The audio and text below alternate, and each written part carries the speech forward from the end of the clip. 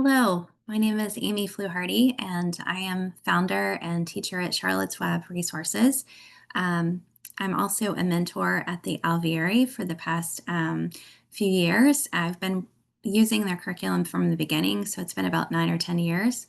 And so if you need official answers from CMI or the Alvieri, I'm not your person to go to. I'm just a volunteer. I try to have a few meetings here and there to help moms and students in different areas.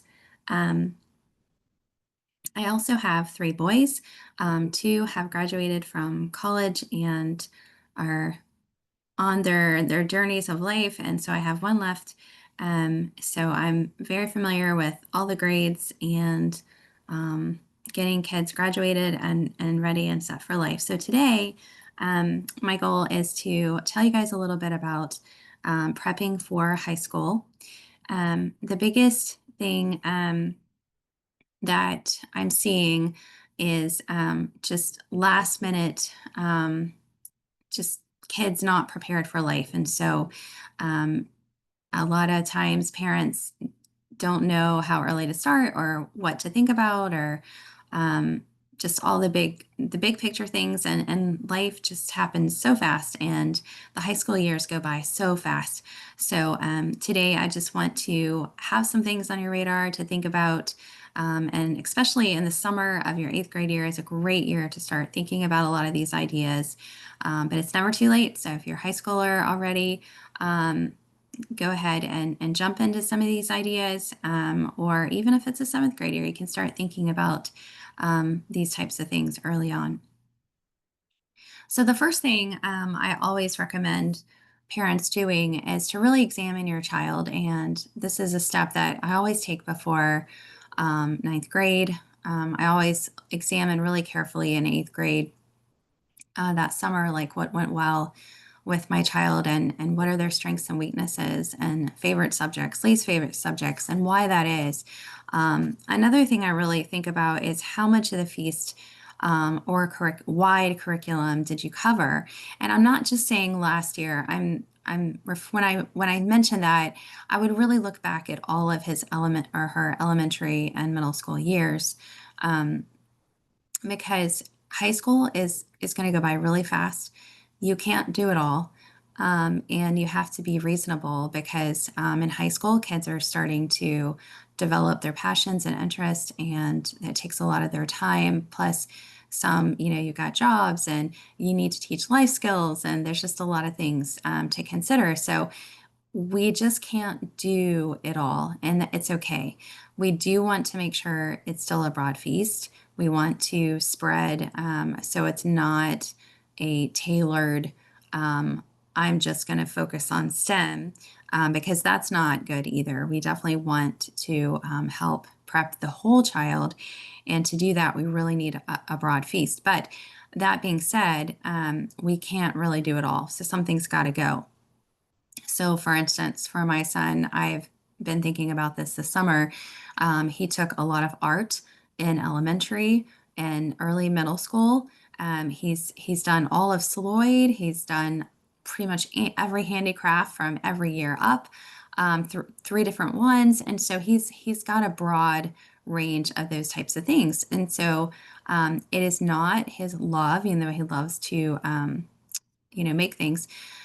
So I'm just going to have to be reasonable and think, okay, well, we can't continue to do all of that plus nature study um, and all the other arts. So we might have to just focus on music, composer study, and picture study, and some of those types of things. And we actually already completed all of SOLFA too. So just kind of like really looking at your child and seeing, what is their what are they lacking? Maybe even consider, we didn't get to any art.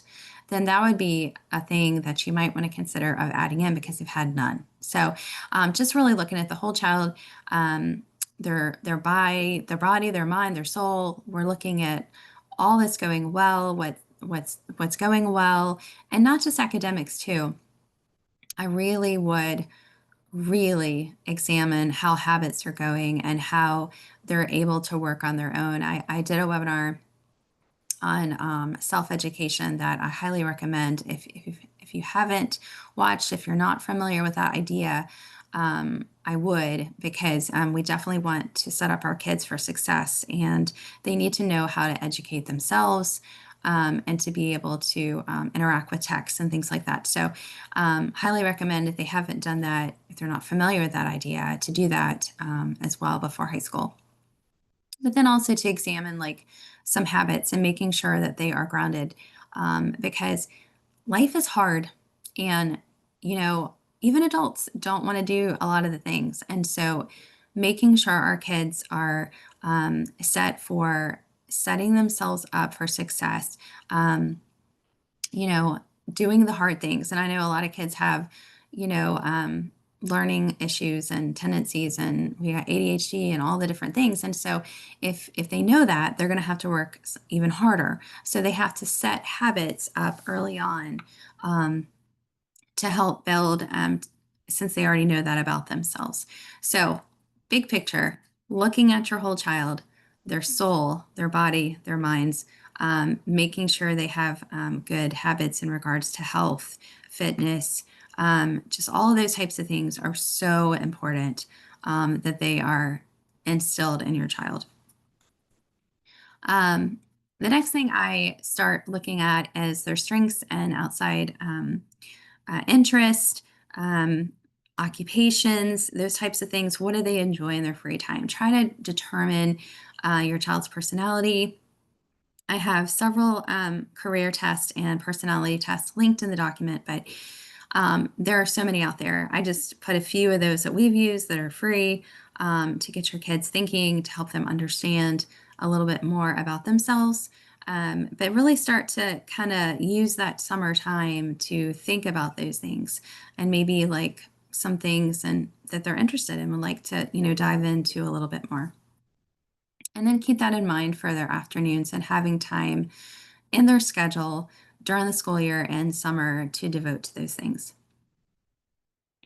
The next thing I want to talk about is SAT, PSAT, all the testings.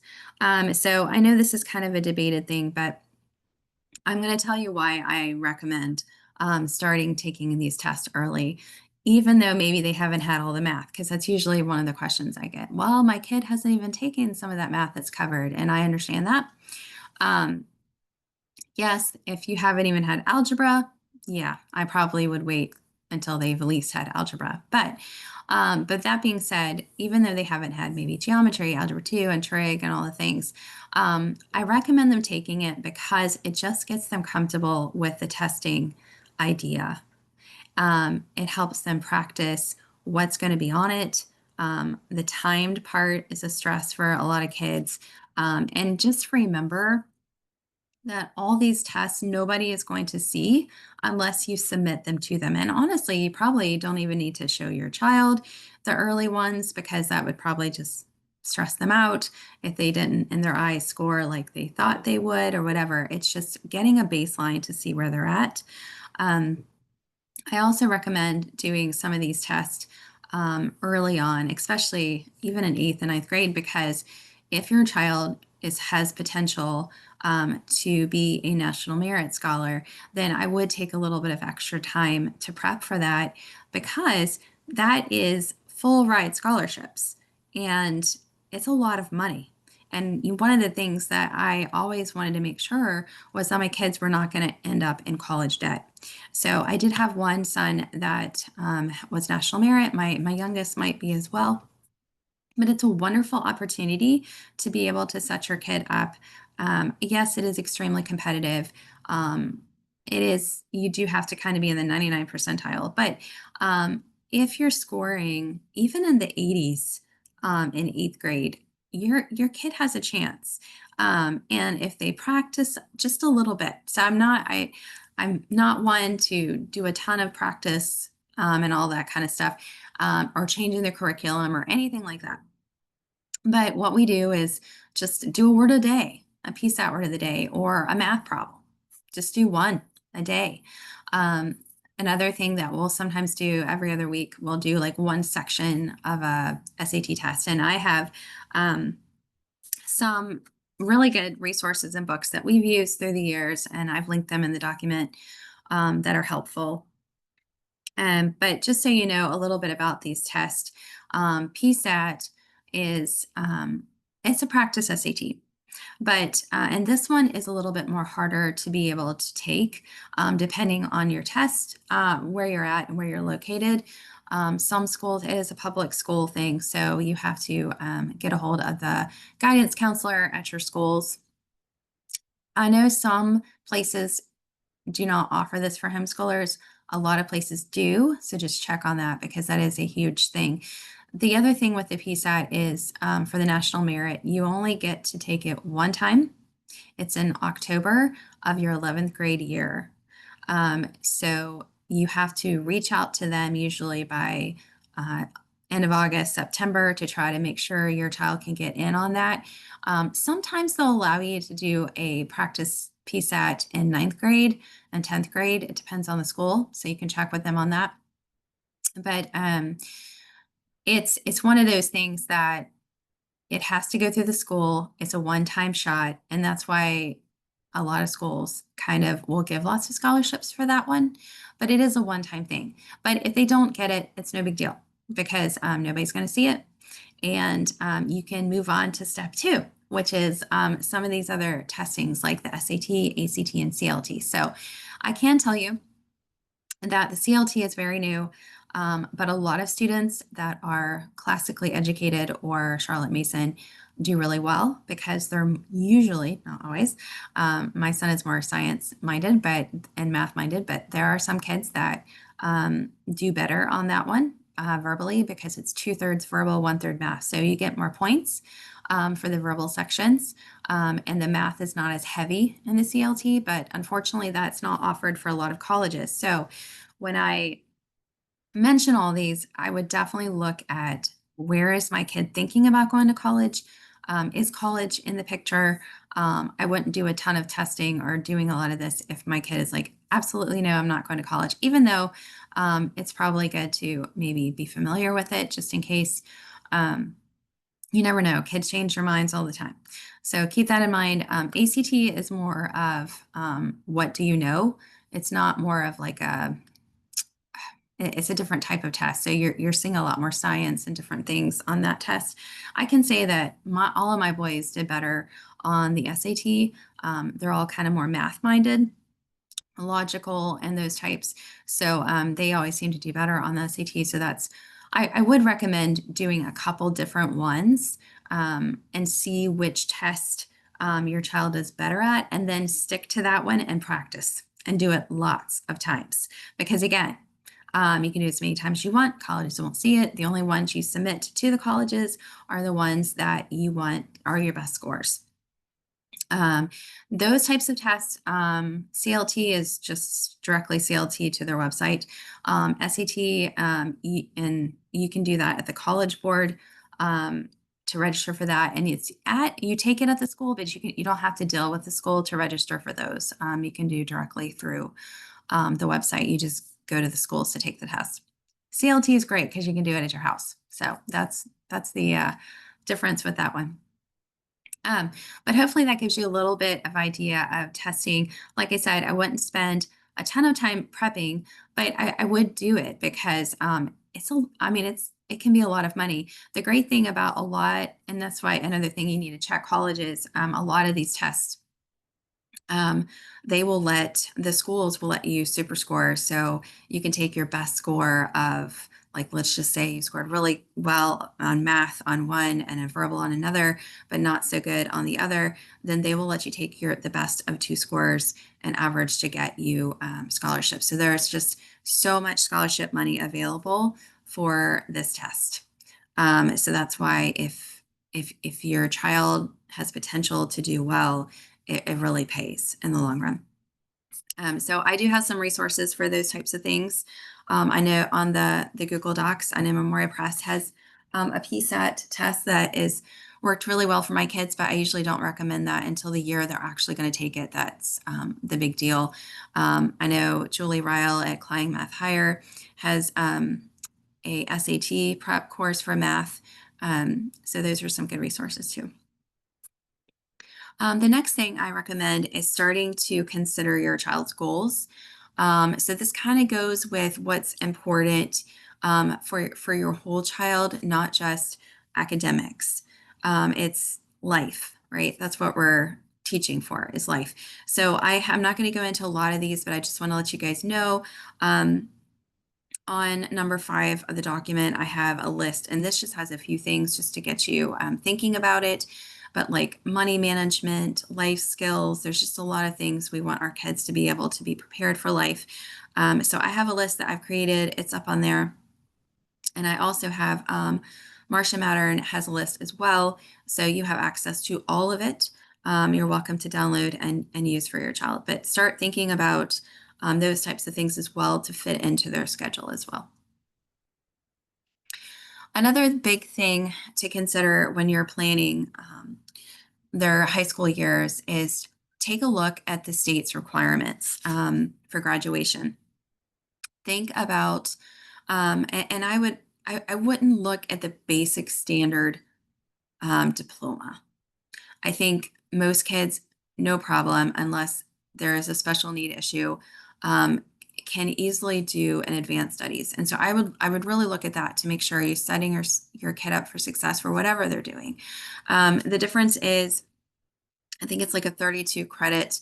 I think I'll have it in another slide, but just looking at, because I'm sure they're going to have enough credits, but we want to make sure that they've met all the different types of classes they needed. Of course, they need 4 years of some type of literature and writing, 4 years of math and science with a lab, history, government, citizenship, and then the languages is usually for an advanced or college-bound kids. For science, I know like some kids are just like, I don't want to take physics or I don't want to do this. That's totally fine. For the advanced studies, you just need at least 3 different disciplines. So that would be like biology, chemistry, physics, or it could be biology, chemistry, anatomy, or astronomy. So, or an earth science. So there's just got to be at least 3 different fields there. Also start thinking and just kind of map out a 4-year plan, giving the types of things that they need.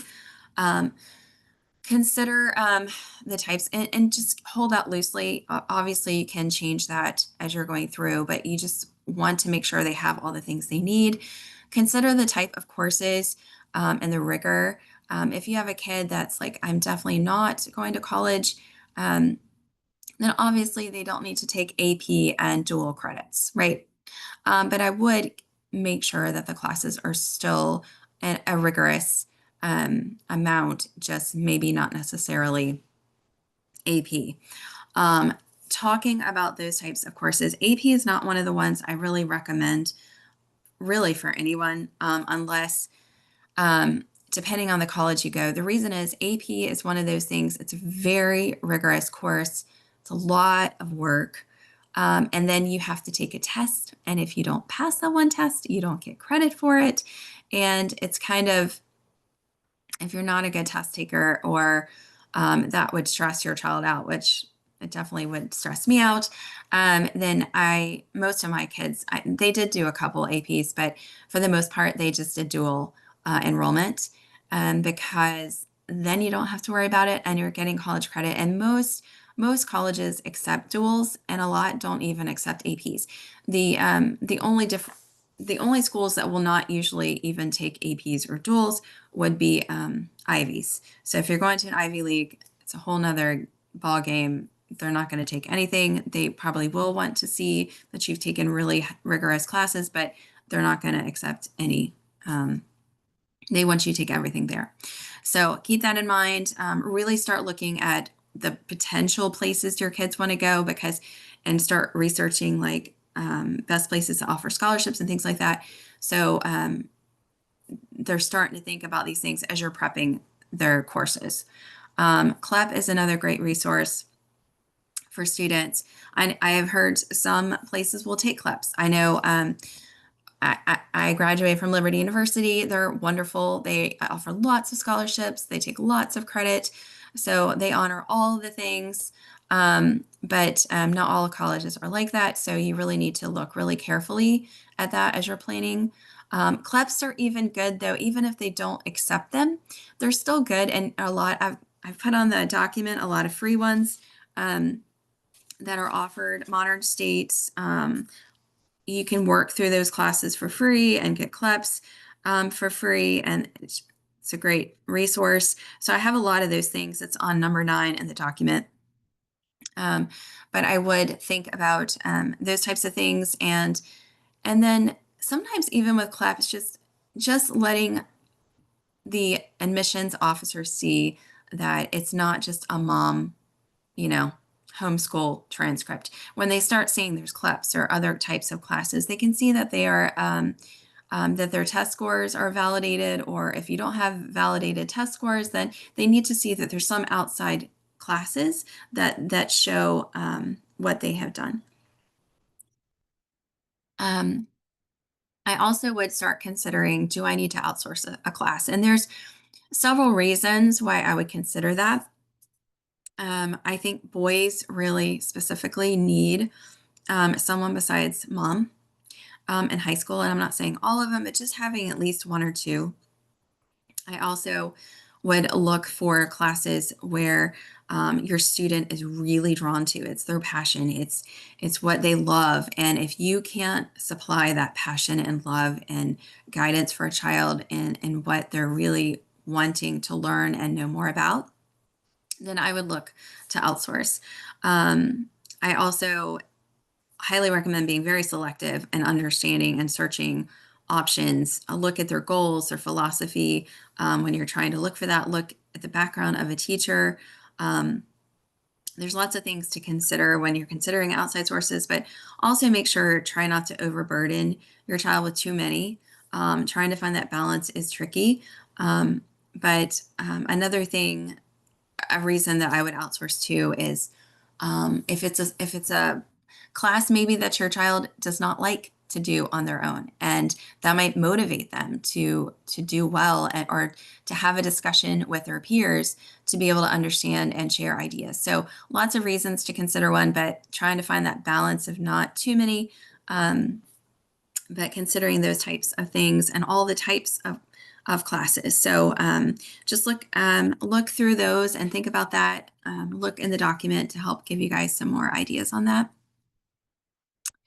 And then one thing to remember when you're determining courses, I had already mentioned the advanced studies is 26 credits. I think I remember 32 because my kids had that many, and then you got to kind of figure out, what am I going to put on the transcript? What am I not? Just consider also that the credits are 60 hours to half a credit. 120 is about 1 credit. So keep that in mind. And then also just be creative and clear on the names of your courses. You don't want to say English 1, 2, 3, 4. So kind of think about like, using things like English Lit, or American Lit, or things like that, ancient history, kind of those types of things that you were working on. Another thing to think about is keeping very good detailed records.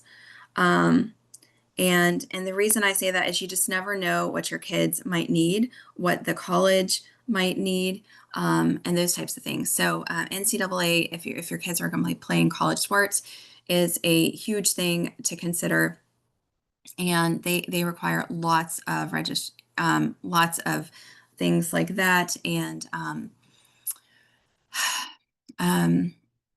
and I will get into that in a minute. I'll show you exactly what I'm talking about when I mean keeping a really detailed transcript.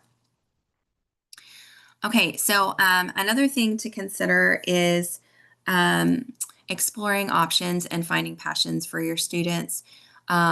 Trying to find travel abroad opportunities. There's contests, there's competitions, there's clubs. There are so many things. And I have a list of a bunch of ideas to get you guys thinking, but And then I have a link too on summer opportunities, but start thinking about these types of things. I would not overload a child. Try to think about a couple things. If they don't have any, try to introduce them to a couple and see if anything sticks. And if nothing does, move on to something else. Colleges don't want to see a whole list of activities and things that a kid has done. They want just a few things to really get to know the kid, to really see their passions and desires and drives. So those are the types of things you want to look for. Volunteer things are great. Um, you can do even things within church as well. So think about those types of ideas. Another thing, and I have a ton of things in the document that you can look through. And the last thing is to keep very detailed records.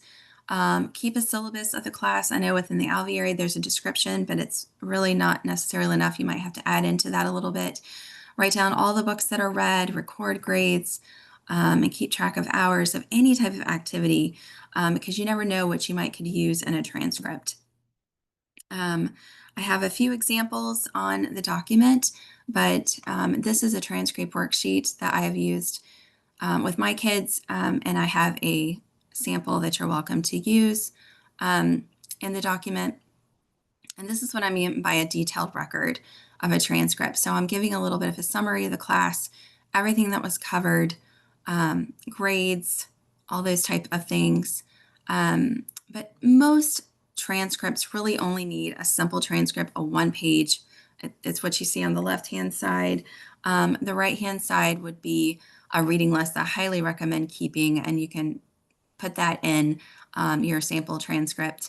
But I've already have a talk about a lot of the transcript types of things, so I'm not going to get into that, but I would just make sure that you're keeping good records to be able to have this when you need to make a transcript, and you can tailor it to the college or wherever they're going. So just make sure you have a system in place for every year. Do it every year. Keep consistent. Don't wait until 11th grade to kind of combine them.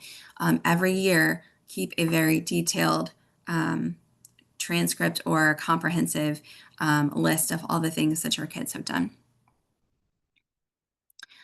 This is an example of a comprehensive transcript and what those look like. Very detailed, a lot of stuff. This is like Ivy League. Most colleges don't want to see this. They just want the one thing where they can check their boxes. But I would keep that so you're easily able to make one if you need one. Also, make sure you keep a list of activities, awards, even writing samples in case you need them. Also, labs, books. I know with NCAA sometimes they need that. So just keep track of all of those things, make a system, and so you are prepared and ready for whatever your child might need.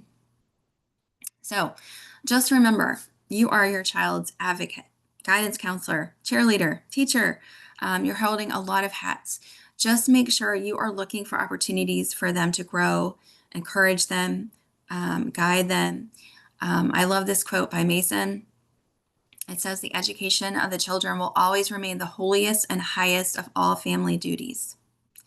The welfare, civilization, culture of a people depend essentially upon the degree of success that attends to education in the homes. The family principle is the point at which both the religious and educational life of a people centers and about which it revolves. It's a force in comparison with which every sovereign command appears powerless." So with that, I wish you guys well. I hope this has been helpful. If you have any questions, if you have any other resources and ideas that you would like to share, please post them below to help others. We are in this together to help prepare our kids. Remember, our legacy is our children. Pouring into our children is what will sustain and last generations and generations. Helping one child is going to help a community, and it just blossoms. So think about that as when you are daunted and you feel like it's a hard task, because it's worth it. It is a holy calling. It's the highest calling, and God has made you the mother and teacher of your child, and knows that you can do it. So I wish you guys well. I hope this helps, and good luck in your high school years.